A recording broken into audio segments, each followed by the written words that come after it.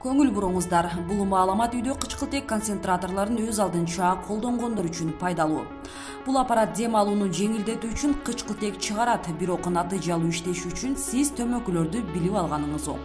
Аппарат өзү кычкылтек өндүрбөйт, ал эми 2 цилиндрден туруп, бөлмө абасы цилиндрлердин ичинде сиалит топторунун тармагы аркылуу өтөт.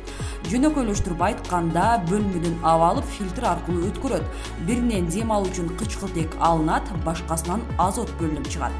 Эгерде акырында концентратор жайгаштырылган бөлмө желдетилбесе, эскирген аба чыгып калат.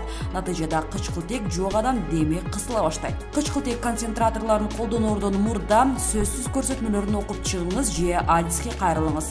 Эскертүү: бул аппараттарды дубалдардан жана полдон 30 см алыстыкта жайгаштырыңыз. Ооруп жаткан бөлмөнү желдетип туруңуз. Аппарат жарылып кетет деп коркпоңуз жана колдонуу мөөнөтү боюнча дарыгерлерге кайрылыңыз.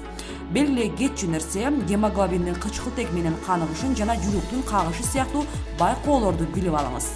Адатта гемоглобиндин кычкылтек менен каныгышы 96–98% түзөт.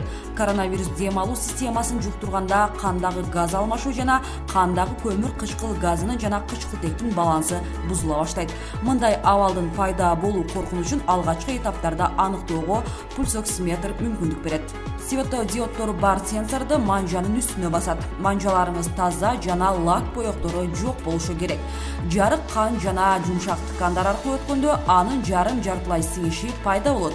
Бул кандагы кычкылтекти аныктоого мүмкүндүк берет. Алынган маалыматтар түзмөктүн дисплейинде сандар түрүндө көрсөтүлөт. Эгер каныккандык 94–95% төмөн болсо, дарыгерге кайрылыңыз.